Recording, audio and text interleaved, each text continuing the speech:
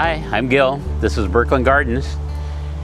So today we are going to do a video. We've done a couple of videos on putting your plants, particularly conifers, but other Japanese maples and things like that, into containers. So ceramic pots and wood boxes.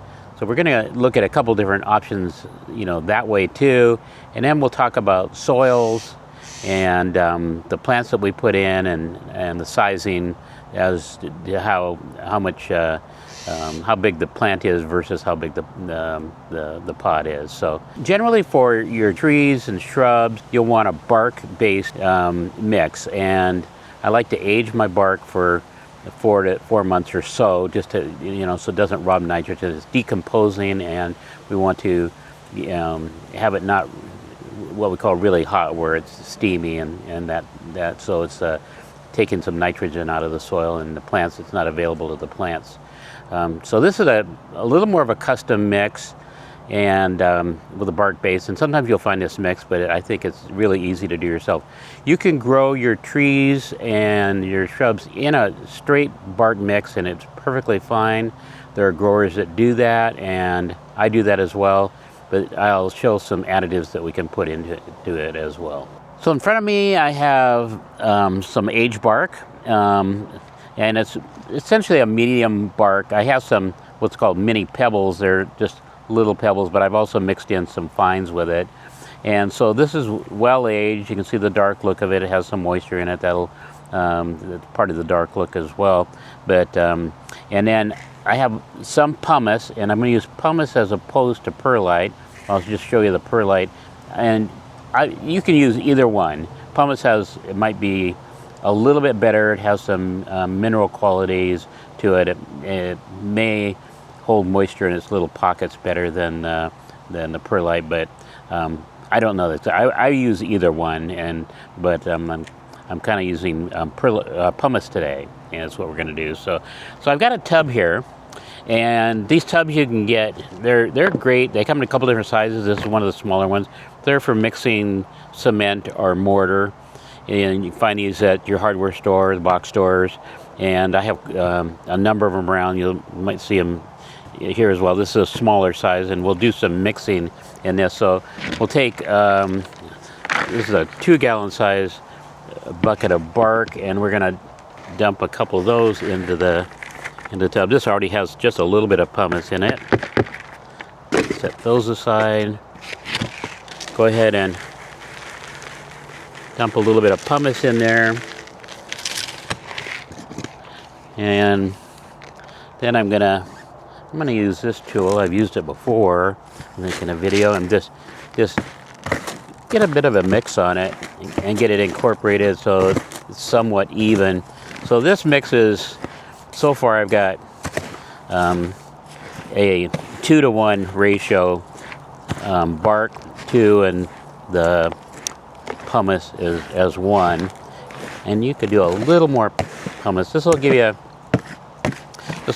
good free draining soil, but still very organic based with the bark.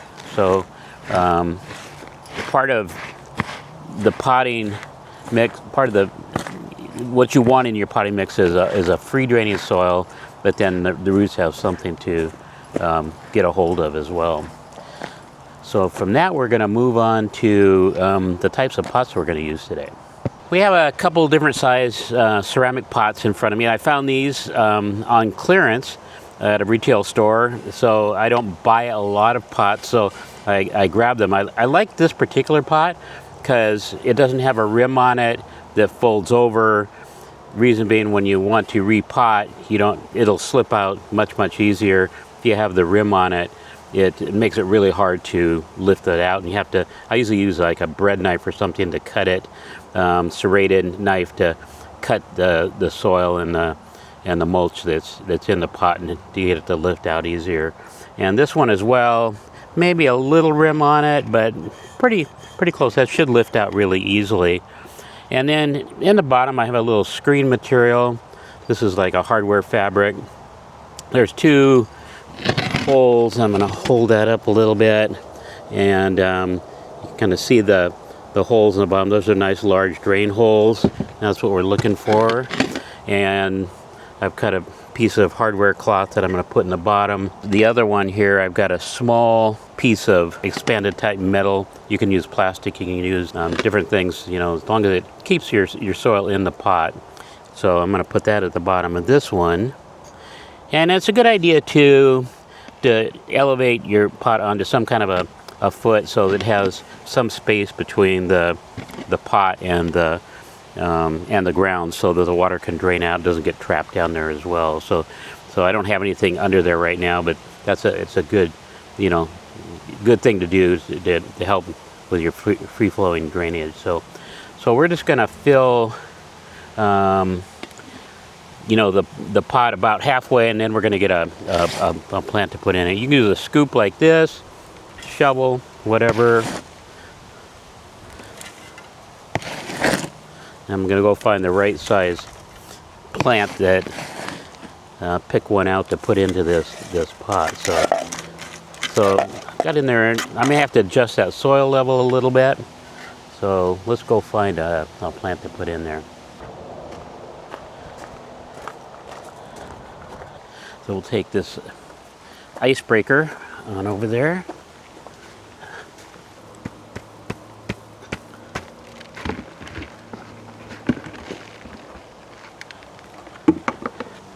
Let's see how close this comes to the top. I'm gonna have a feeling that I can take some off the bottom here, even this time of year, and it's not a problem. But I'm gonna look for something more like in a 2 or 3 gallon container, and I'd like to have it kind of like this size as well. Let me try this one, see if it.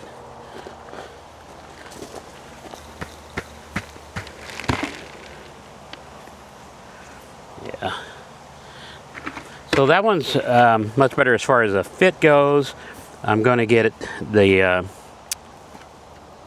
tree loosened up, the roots a little bit. And all I'm looking to do here is we'll just kind of loosen up these roots a little bit. A little bit of soil is going to come off of this.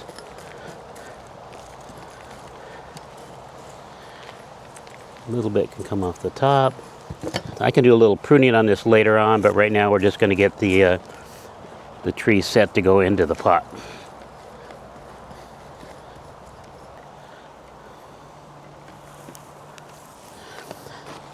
So that's about the level I want. It's just slightly, the top of the root mass here is just slightly below the rim of this pot. And now we can start adding some of our potting mix around the edges. So just hold that up a little bit, get that down in there. Usually I do 2 sides, just try to stabilize a little bit, and then we'll start to work the soil down and compact a little bit and get the air pockets out of the soil mix.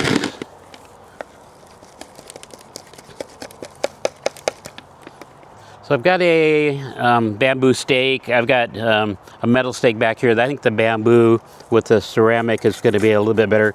Just, you know, there's about an inch and a half of free space between the edge of the pot and the root mass, and if you just take and jab that down there and wiggle it around a little bit, you'll hit the air pockets and they'll fill in. And then afterwards it'll get well watered too. That'll help to settle everything too. You can just feel those voids fill in and the soil sink. You can watch the soil sink as you do it. Then you can take your fingers, your hand, and press down on the sides as well. That's getting pretty good. Get a little more soil there to finish that one off. So this particular tree, I didn't mention the name of it. It's a Norway spruce called Medusa. Very slow growing, either a miniature or almost a miniature size. Has a nice blue cast to it too, blue-green type cast, you know, for the color of the trees. So that's ready to be watered in. And at this time, probably what I'll do is I'm watering it is to clean out This is the time of year you see a lot of needles, old needles on the inside of the tree, and even some branching that's old. You don't have to cut everything out, but it's good to clean out old needles and get some airflow going in there. You can see some needles falling off. I think I've already cleaned this one out, but it's good to, you know, clean it up a little bit, especially for what we do in the ornamental gardens. So we'll set that one aside and we'll try to get something else up here. So we're going to try, we're going to use a wood cedar box for our next planting. These are really nicely done, built by a company here that supplies most of the garden centers in our area, and I have a good inventory of these. I like planting them as well. So we'll show, as they weather out, they'll get more gray looking. It doesn't hurt the integrity of the plant. They're really well constructed. I've had just even simple fuchsia baskets that have lasted over 20 years, so until they start to, you know, disintegrate. So they're long lasting and would hold up really well. So I like using these, and they come in a variety of sizes, so it's really nice. On the bottom there's a few drain holes. I'm not going to use any screen material on this one. There are also, along the edges, there's some gaps, and along the middle there's also another nice little gap for drainage. So that's kind of a choice, but today I'm not going to put anything down on that. So another material you can use, you know, on your drain holes, or even on, you know, a product like this, is just, you know, your basic moss, like sphagnum moss, and you put that over your holes. That helps so that the material doesn't clog up the holes, or you know, just gives it still good free drainage. So that's just some moss that we could use. I'm going to see if this particular tree, let's get it out of the pot and see if it is going to fit.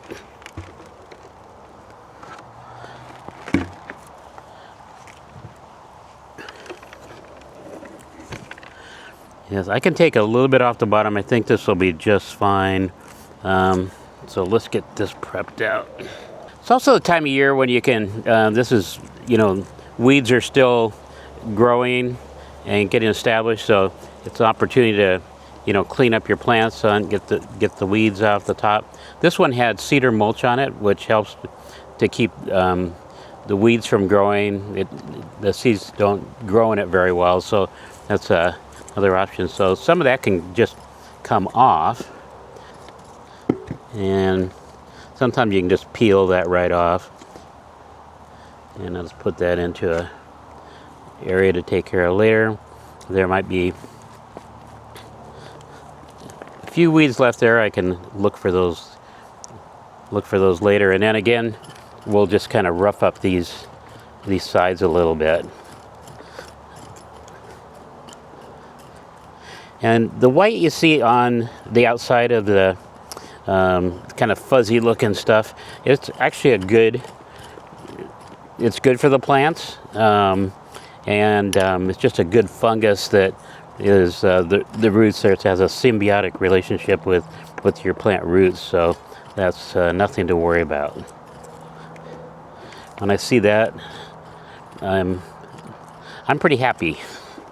Just about done getting this off the sides. I just want to rough up the bottom a little bit and maybe just get a little bit of soil off of there. A lot of times I'll take that same soil that has the mycelium on it and throw it back in with my potting soil, even though it's all over here, so it's going to grow just fine. The tree we're using for this pot here is a Japanese black pine called Kotobuki, and this one is probably 8 to 10 years old. They're really slow growing.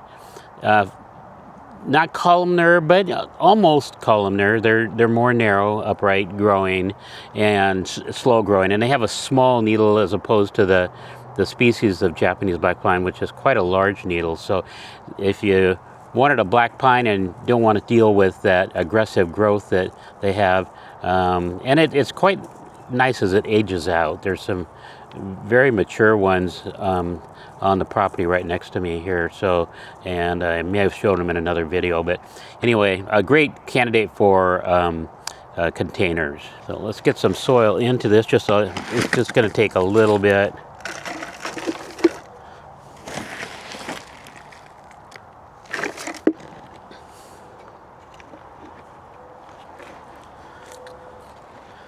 And then we'll just start filling in the sides again.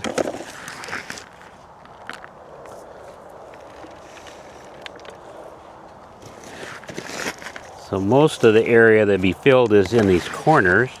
It's pretty close to the edges on the sides here.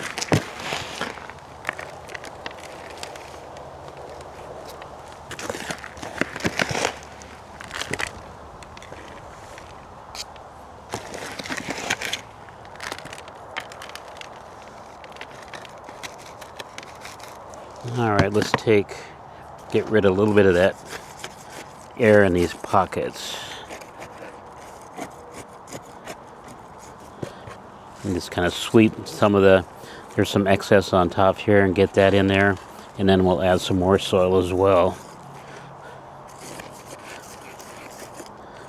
So something I just ran across, would you consider this bonsai type planting? Well, that is plant in a pot, but it's also a style of growing trees that has an artistic style and it differs a little bit. So you wouldn't consider it bonsai or bonsai, as some of the people call it, but it's just container gardening. And this is true we're going to show some other plants that are good candidates for container gardening as well. I just wouldn't use species type plants unless you want to do a lot of pruning, to keep your plant small. And but there is a certain amount of work that's involved in container gardening. Watering, number one. So drip irrigation is a good way. Hand watering is perfectly fine. I like to use a wand with a nice soft spray on it. Drip irrigation is really good. So that's probably the preferred way to do it. And there's lots of good information on the internet, YouTube. I've watched one called Drip Depot. They have a lot of good information and they sell their product as well. So there's Kotobuki, and let's look at a few other plants and then that are good candidates for container gardening. There's a few other, particularly conifers, but I'll have a Japanese maple and a stewardia here at the far end of this raised area right here. But this is a type of Serbian spruce that's going to be flat growing or globose growing, called Pimlico. It has a nice silvery color, would fit a container well. A Norway spruce called Little Gem. Again, I haven't weeded these out. As we pot them up or move them around, we'll be weeding all these out. Here is a dwarf Alberta spruce called Daisy's White, and it comes out with white needles in the spring and will last for more than a month and a half or more usually. Here's a miniature mugo pine that I really like called Horstman's HB.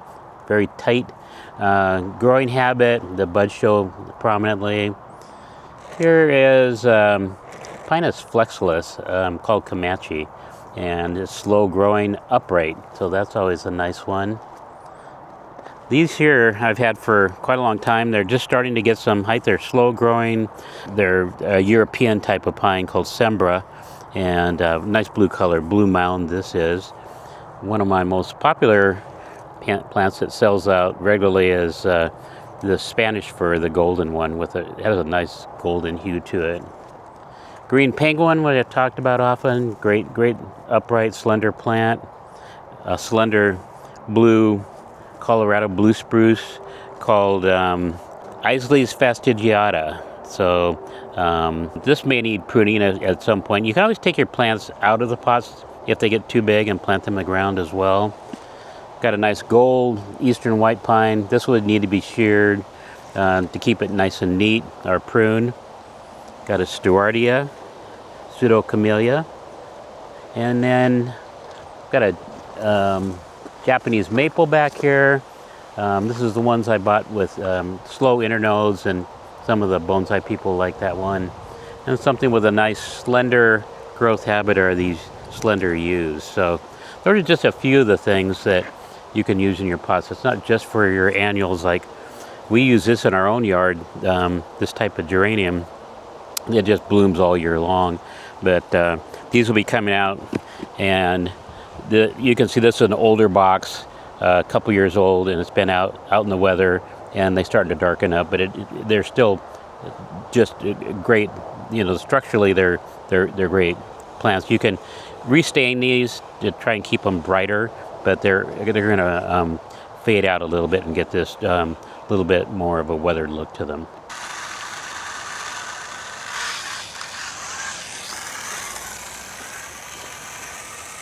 So I'm just giving a little soft spray here, get everything well watered. Actually, get some water onto the plant itself too. It's not absolutely necessary, but these wands, I'm using a different kind of hose here, so I'm getting a little bit less pressure than I want. But as soon as that pressure builds up, it works fine. But these wands are, you can find them, and it gives you a soft spray and even watering. It really gets things well saturated. So, and you can see as I'm just looking here, the oil, the finish that's on here, the water's beating up a little bit. So you can re-oil that, and you'll get added protection for the wood as well. Well, I want to just thank everybody for watching. I know container gardening can be an advantage for people who have limited space, or just enjoy that. You know, having a pots or a pot in the garden. You can put it even in your flower bed, just having it tucked in. So there's different advantages to having pots, and just the look of it. You know, it can help enhance the garden. So whether you choose wood or ceramic or some other material, I think give container gardening a try. So until the next video, we'll see you soon. Bye.